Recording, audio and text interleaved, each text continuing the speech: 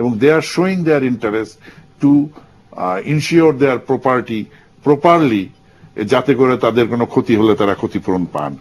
আমার মনে হয় it will take some time, আসলে একটু সময় লাগবে। আমরা এই বিষয়ে এখনো অন্য উন্নত বিশ্বের চেয়ে অনেকখানি পিছনে আছি।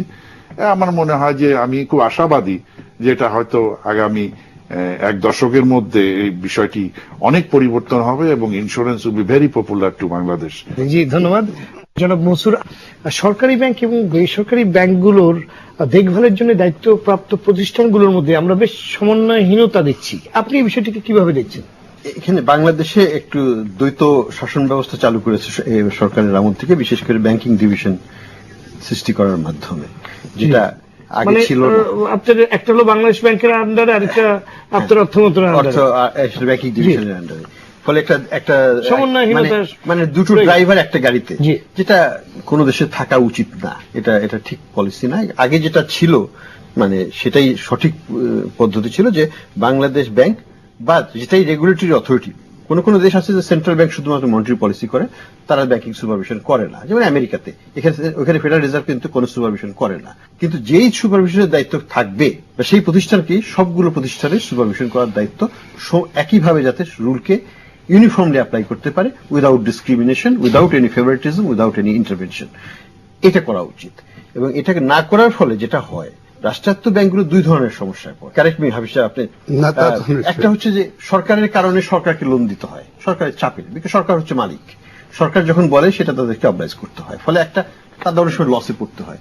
আরেকটা সমস্যা, আবার আরেকটা গেইনও হয়, সেটা হলো যে রাষ্ট্রায়ত্ত ব্যাংক যদি ডুবেও যায়, সরকার তো আছে, সেটা তাকে রিক্যাপিটালাইজ করে তাকে টেনে তুলে ফেলবে। তাদের ফলে যেটা হয়, রিস্ক টেকিংটা, যেটা প্রাইভেট ব্যাংকের রিস্ক অ্যাপিটাইটটা কম, রাষ্ট্রায়ত্ত ব্যাংকগুলোর রিস্ক অ্যাপিটাইট বেশি। রিস্ক অ্যাপিটাইট বেশি হলে লসের প্রবণতাটাও বেশি হয়, এবং সেই ক্ষেত্রে তাদের গোয়িং আন্ডার টেন্ডেন্সিটা হবে, এবং এই জিনিসটা, এবং সেই সাথে অদক্ষতা অন্যান্য জিনিস চলে আসে। আমি মনে করি যে এই দ্বৈত শাসন ব্যবস্থা যেটা সৃষ্টি করা হয়েছে, এটা অবিলম্বে এটাকে প্রত্যাহার করে এটাকে uniform regulatory authority, uniform supervision, uniform standard, এবং পারতপক্ষে সরকার যেন ব্যাংকগুলোতে হস্তক্ষেপ না করে, ঋণ গ্রহণের জন্যও না, শুধুমাত্র কমার্শিয়াল ভাবে এবং কম্পিটিটিভ মার্কেট বেসড ওয়েতে তাদের কাছ থেকে সরকারও ঋণ নিতে পারবে, ব্যক্তিগত ঋণ নিতে পারবে। তাহলে কিন্তু তারা আস্তে আস্তে দাঁড়াবে নিজের পায়ে। তা না হলে কিন্তু এইভাবেই চলতে থাকবে, শিশুকে হাত ধরে রাখার মতো। জি, আমাদের আলোচনা একেবারে শেষ পর্যায়ে। আপনাদের সবার কাছে আমার একটি ছোট্ট প্রশ্ন থাকবে, এবং আপনারা যদি বুলেট আকারে সেগুলো বলেন। দেশের বীমা এবং ব্যাংকিং খাতকে এগিয়ে নিয়ে যাওয়ার জন্য কি ধরনের সময়োপযোগী পদক্ষেপ নেওয়া উচিত? যেমন এখন দেখেন, বীমার ব্যাপারে আগে এটা মিনিস্ট্রি অফ কমার্সের আন্ডারে ছিল, ইট ওয়াজ মোর অর লেস নেগলেক্টেড জিনিস। এখন বীমার ডেভেলপমেন্টের সঙ্গে সঙ্গে এখন রেগুলেটরি অর্ডার হয়েছে, এবং মিনিস্ট্রি অফ ফাইন্যান্সের আন্ডারে নিয়ে এটা দি ব্যাংকস, দি ইন্স্যুরেন্স কোম্পানিজ আর রিকগনাইজ ফাইন্যান্সিয়াল ইনস্টিটিউশনস, এবং এটাকে রেগুলেট করার জন্য প্রপার অথরিটি ক্রিয়েট করা হয়েছে, আগে যেটা ছিল না। আগে এটা হজবরলোর মতো ছিল, সেটা মানে দক্ষ মানুষের অভাব ছিল। এখন যদি সেটা সব যখন বলেছেন যে এটা সুন্দর করে গিয়েছে, এটা একটা হয়েছে। ব্যাংকের ব্যাপারে সরকারি ব্যাংক এবং প্রাইভেট সেক্টর ব্যাংক প্রায় অর্ধেক আর কি এদের ইনভলভমেন্ট। এটা দ্বৈত ব্যবস্থায় রাখলে কোনোদিন এটা খুব ভালো রেজাল্ট হবে না বলে IMF বিভিন্নভাবে চেষ্টা করেছিল যে সরকারের নিয়ন্ত্রণ থেকে ব্যাংকিং ব্যবস্থাকে ছেড়ে দেন অন্যান্য ওয়ার্ল্ডের মতো। আমাদের আবার কিছু প্রবলেম আছে আমাদের এইসব আন্ডার ডেভেলপড কান্ট্রিতে, সেই জন্য গভর্নমেন্ট আবার কিছু কিছু ব্যাংক রাখতে চায়। অনেক লোন গভর্নমেন্ট দিতে চায়, ইনভেস্ট করতে চায়, যেটা প্রাইভেট ব্যাংকের কাছ থেকে সে নিতে পারবে না। যেমন পেট্রোলিয়াম ইম্পোর্ট করো, পেট্রোলিয়াম পয়সা দিতে পারে না, তারপরেও কারণ ওটা সাবসিডি দিয়ে করতেছে, ওরা পয়সা দিতে পারে, you go on importing petroleum products. এইটা কোনো প্রাইভেট ব্যাংক তাদেরকে দিবে না সরকারি ব্যাংক ছাড়া। তো সুতরাং সরকারি ব্যাংকগুলো চলে, এটা ব্যাংকিং সিস্টেমের মধ্যে নয়, এটা সিস্টেম থেকে বেরিয়ে চলে। কিন্তু আমাদের বাস্তবতা এমন ভাবে সেটা থেকে আবার রক্ষা পাওয়ার ব্যবস্থাও কম। সে যাই হোক, প্রাইভেট সেক্টর ব্যাংকের ডেভেলপমেন্টের সঙ্গে সঙ্গে একটা প্রভূত ডেভেলপমেন্ট, একটা revolutionary change in the financial সেক্টরে নিয়ে আসছেন গভর্নমেন্ট। এটা গভর্নমেন্টই তো প্রাইভেট সেক্টর ব্যাংক এলাও করেছে।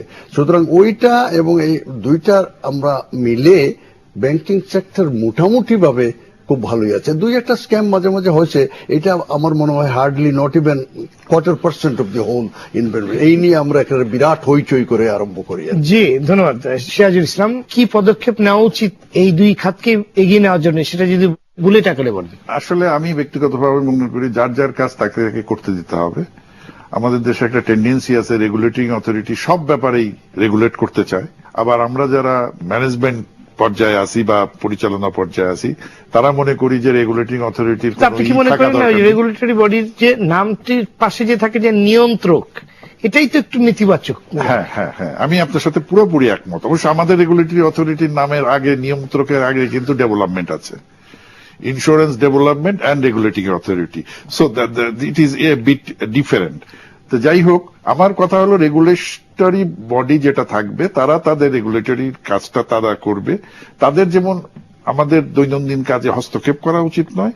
একটি ব্যবসায়ী প্রতিষ্ঠান ব্যবসায়িক নীতিমালা ব্যবসায়িক ওয়েতে চালানোর সুযোগ দেওয়া উচিত। আবার আমাদেরও উচিত রেগুলেটরি অথরিটি যেগুলোকে সত্যিকার অর্থে মঙ্গলের জন্য রেগুলেট করছে সেখানে তাদেরকে সহযোগিতা করা।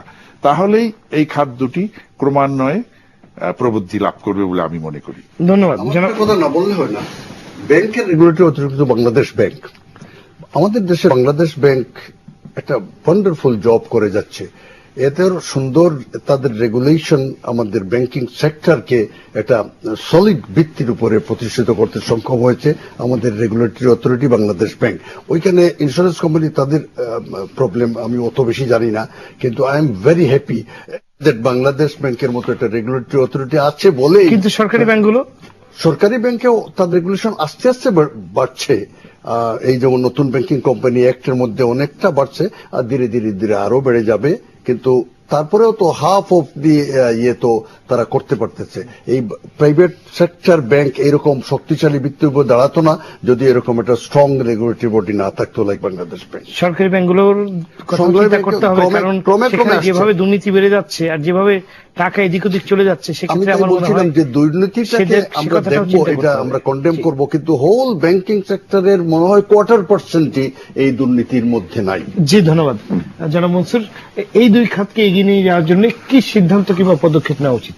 আলোচনা থেকে যেমন ওনার সাথে আমি পুরোপুরি একমত যে Bangladesh bank has done a good job as a regulator and it can do a better job of course. আমরা কিন্তু দেখলাম যে রাষ্ট্রায়ত্ত অলমোস্ট প্রতিটি ব্যাংকই দুর্নীতির সাথে জড়িত। হ্যাঁ, বিকজ এখানে বাংলাদেশ ব্যাংকের কিন্তু ইনভলভমেন্টটা অতখানি থাকে না, কন্ট্রোল নাই, দে ডোন্ট হ্যাভ কন্ট্রোল। এটা কি মানে আপনার কোনো কারণে এটা করা হয়েছে?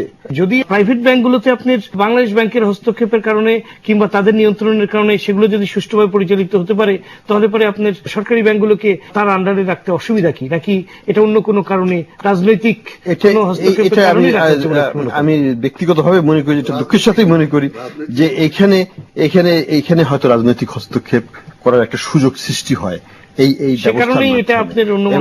সেই কারণেই হয়তো এটা করা হয়েছে। কারণ আমি এটাও জানি যে কিছুটা ফাইন্যান্স মিনিস্ট্রির আপত্তি সত্ত্বেও ফাইন্যান্স মিনিস্ট্রিকে এইভাবে এই রোলটা দেওয়া হয়েছে। তো এটাও কিন্তু সত্য কথা। দুই নম্বর যেটা হচ্ছে, আমি একটু ইন্স্যুরেন্সের কথা বলবো, সেখানে কিন্তু রেগুলেটর নতুন এসেছে, নিউ বয় ইন টাউন। তাকে সময়, সুযোগ এবং ডেভেলপ নিজেকেও শক্তিশালী করার সুযোগ দিতে হবে। এখানে আমি ইন্ডাস্ট্রিকে উদ্দেশ্য করে একটু বলবো যে আপনাদেরকে একটু রেগুলেটেড হওয়ার জন্য মানসিকতা নিয়ে এগিয়ে আসতে হবে। কারণ আমি যেটা দেখেছি নিউজ পেপারের মাধ্যমে অন্যান্য, যে রেগুলেটরকে প্রচন্ড ভাবে ভোগানো হচ্ছে। তাকে তেঁতুলিয়াতে একবার কেস দেওয়া হয়, একবার টেকনাফে কেস দেওয়া হয়, আর একবার বাগেরহাটে দেওয়া হয়, যাতে সে ওই রেলের এতে থাকে, তাই রেগুলেট করার সময় না পায়। এই ধরনের হ্যারাসমেন্ট উপায় না, যে ইন্ডাস্ট্রির স্বার্থ এবং রেগুলেটরের স্বার্থ কিন্তু পৃথক নয়, তারা এক এবং অভিন্ন। রেগুলেটর সাকসেসফুল হবে যে ইন্ডাস্ট্রি সাকসেসফুল হয়, অর্থাৎ ইন্স্যুরেন্স ইন্ডাস্ট্রি। একসাথে মিলে আপনাদেরকে এগিয়ে যেতে হবে। দুনিয়াতে বহু গুড এক্সাম্পলস আছে। বাংলাদেশ ব্যাংকও যেমন নতুন করে কিছু আবিষ্কার করতে হয় না, you don't need to any wheel to reinvent. ইন্স্যুরেন্সের ক্ষেত্রে কোনো কিছুই নতুন করে আবিষ্কার করার দরকার নেই, সবই আছে। শুধু ভালো জিনিসগুলো বেছে চেরি পিক করে প্রয়োগ করুন বাংলাদেশের ক্ষেত্রে, দেখবেন যে আমাদের ইন্ডাস্ট্রি কোথায় চলে যাবে। জি ধন্যবাদ সবাইকে আমাদের স্টুডিওতে এসে আপনাদের মূল্যবান মতামত দেওয়ার জন্য। নগরে যখন আগুন লাগে তখন তা থেকে মুক্তি পায় না দেবালয়। দর্শক, দেশের চলমান রাজনৈতিক সংকটের সাথে পাল্লা দিয়ে বাড়ছে অর্থনৈতিক সংকট। কেননা রাজনীতির সাথে অর্থনীতির রয়েছে গভীর সম্পর্ক। বিশেষ করে চলমান রাজনৈতিক আন্দোলন যেভাবে সহিংস রূপ নিয়েছে তা যে অচিরেই দেশের অর্থনীতির জন্য চরম অভিশাপ হিসাবে দেখা দিতে পারে তা প্রায় সবাই বুঝতে পারছেন, কেবল রাজনীতিবিদরা ছাড়া। একদিন হয়তো রাজনৈতিক পরিস্থিতি স্বাভাবিক হবে, কিন্তু অর্থনীতির যে খাত উপখাতগুলো ক্ষতিগ্রস্ত হচ্ছে তার ঠিক হতে সময় লাগবে বছরের পর বছর। বিপর্যয়মুখী দেশের অর্থনীতির বিভিন্ন খাত উপখাতের কথা বিবেচনা করে রাজনীতিবিদরা চলমান সংকট নিরসনে সর্বাত্মক উদ্যোগ গ্রহণ করবেন। এই মুহূর্তে আমরা কেবল এই আহ্বানই জানাতে পারি। দর্শক, আজকের মতো বিদায় নিচ্ছি। আমি সৈয়দ আশিক রহমান। আগামী সপ্তাহে আবারও ফিরে আসবো। সে পর্যন্ত সবাই ভালো থাকুন, সুস্থ থাকার চেষ্টা করুন। সঙ্গে থাকার জন্য ধন্যবাদ।